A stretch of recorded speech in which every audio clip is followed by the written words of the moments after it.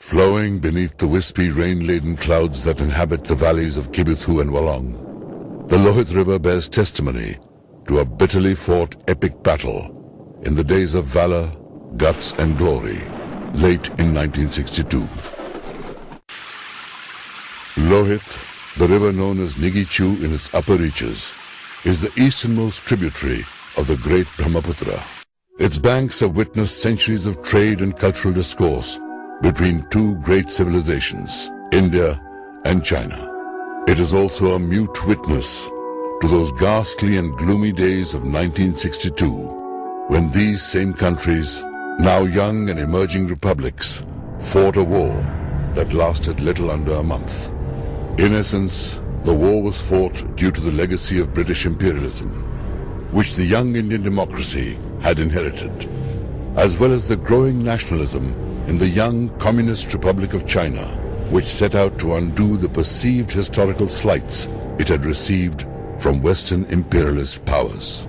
The seeds of conflict were sown during the highly inconclusive Shimla Conference of 1914. This conference was an attempt by a school of British diplomatic thinking that aimed at ensuring an adequate buffer between the British Lion and the Russian Bear. The conference was attended by representatives of Great Britain, China and Tibet, and the convention initialed by all. Later the Chinese withdrew on the ground that they could not agree on the boundary between inner and outer Tibet. They raised no objection to the Indo-Tibetan boundary. This contradiction in views led to a brutal and short war in 1962 between India and China.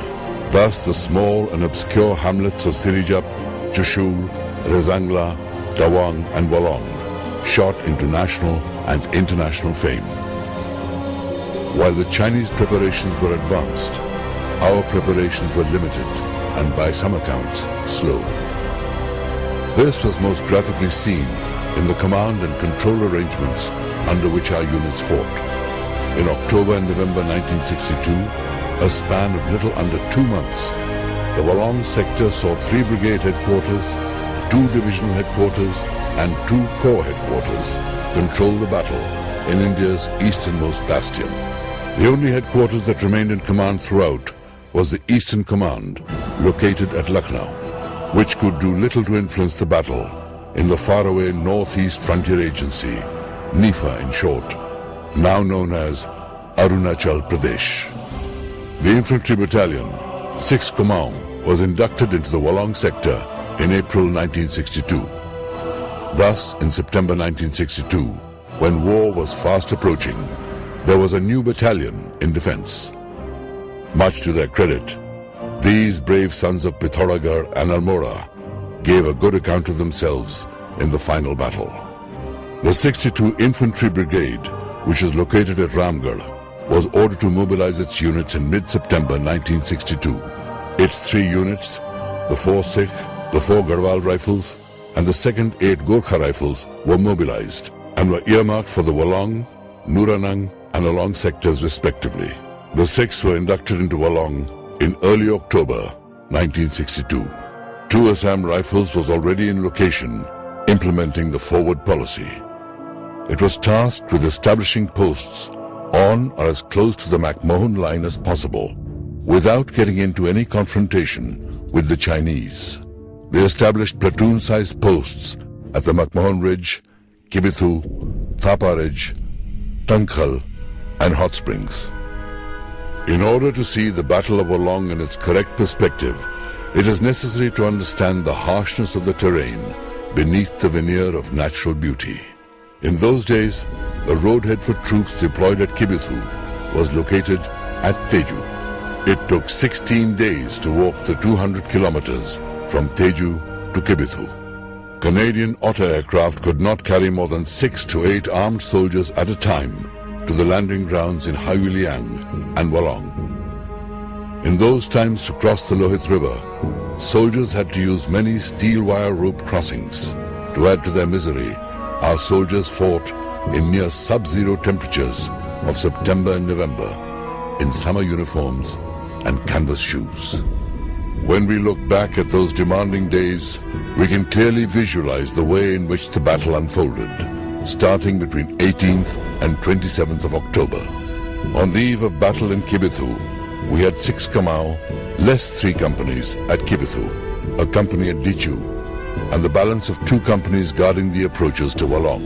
In addition, there were Assam Rifles platoon posts strung along the McMahon line.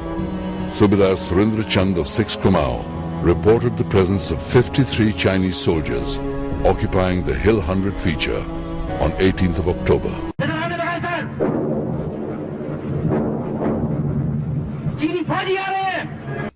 Colonel Madhia, the commanding officer of 6 Kamau, took immediate action and ordered the Assam Rifles platoon at Thapa Ridge to occupy defenses at Hill 90.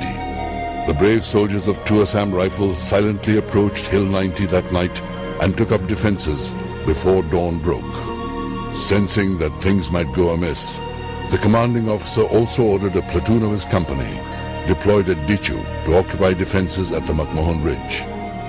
They joined the already present Assam Rifles platoon by the evening of October 19th. All hell broke loose in the evening of 21st October. Around 7 p.m., the company commander of the Kamaui Company at Dichu received reports of lights approaching the McMahon Ridge.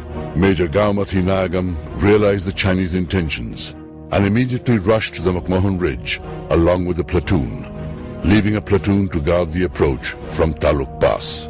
The eerie silence was broken precisely at 11:30 p.m. when the Chinese commenced bombardment of our positions at the McMahon Ridge. The first attack launched was at 1 a.m. on the 22nd of October. After heavy fighting that lasted 4 hours, the attack was beaten back. Quickly following up with another attack at the break of dawn, the Chinese suffered heavy casualties before being beaten back once again. Having provided the necessary defense, this position was ordered to withdraw at 9:30 a.m. The short engagement of 6 hours produced many heroes. Nayak Bahadur Singh of 6 Kamau and Naib Subedar Jagandhoj Limbu of 2nd Assam Rifles were both awarded the Veer Chakra for displaying great courage and bravery beyond the call of duty. That same evening, orders were received by the garrison at Kibithu to withdraw to Walong. इतनी जानें खतरे में नहीं डाली जा सकती। Tiger तुम जल्दी निकल आओ, नहीं तो तबाह हो जाओगे। This relatively simple operation also produced its share of brave hearts. Lance Nayak Purna Bahadur was sent to deliver the orders of withdrawal to the platoon at Tankhal. He was awarded the Veer Chakra for this singular act of allegiance to duty that saved the detached troops of Tankhal post from falling into Chinese hands. In this brief action at Kibithu, almost 60 Chinese soldiers were silenced, while 5 of our own were killed. The Kibithu garrison withdrew in an orderly manner. They also gave the Chinese a taste of things to come as they followed us towards Namti on the outskirts of Walong. Namti. Even today, Namti will resonate in the ears of the Chinese and ring bells of fear in their soldiers and commanders alike. Just a stone's throw away from Walong, the Chinese were probably contemplating a quick victory when their happiness turned to sorrow. The Chinese were quick on the heels of the retreating garrison of Kibithu.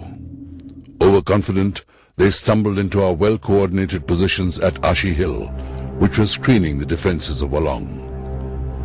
In the battle that started at 3 a.m. on 25th October and lasted little under an hour, the Chinese lost around 200 soldiers to the Kamauis at a cost of 3 Indian soldiers. Our screen position was ordered to withdraw at 4 a.m., its task accomplished most successfully. The Chinese regrouped and progressed towards Walong, only to encounter the well-coordinated defenses of the 4th Sikh at Namti. They marched into Namti at approximately 7:30 a.m. Given the ruse the Chinese played by wearing OG uniforms they had picked up from our dump at Kibithu, and the cover afforded by the early morning mist, the Sikhs had difficulty in discerning friend from foe. As the haze lifted, a long column of 600 to 700 Chinese was found milling around the wire obstacles in Namti. Surprise was complete, and the 3 platoons of Bravo Company 4 Sikh deployed at Mithun Ridge Mahar track and ladders, along with mortars deployed on the river's east bank, caused mayhem and chaos in the Chinese ranks. They lost more than 200 in this short engagement. They then set fire to the long and dry grass, under cover of which they managed to retrieve and cremate their dead. It was around this time that the brave Gorkhas joined the fight. 2 companies of 2nd Aid Gorkha Rifles were inducted into Walong, and a company each was assigned to both banks. Delta Company, under the wise Major Gobardhan Pun, and his battle-hardened company senior JCO, Subedar Da Bahadur Pun, took over the defences from the 4 Sikh platoon at Ladders. The Chinese thereafter launched repeated attacks on our positions on the nights of 25th as well as 26th October. They were all beaten back by the Sikhs and Gorkhas. They had a harrowing experience at the hands of the Gorkhas, so much so that they had to leave their dead lying out in the open. It was on this night that 2 automatic weapons were captured by the Gorkhas, which were incidentally the first weapons to be captured during this war. The highest award conferred in this sector, a Mahavir Chakra, was awarded to Sepoy Keval Singh of 4 Sikh when he audaciously charged the enemy, during which he killed many Chinese soldiers before falling to his wounds. The Chinese were no match for the brave Gorkhas at Ladders and the Sikhs at Maha Plateau and Mithun Ridge. The Chinese named the Namti Plain as the Tiger's Mouth. On the 2nd of November, an intercepted Chinese message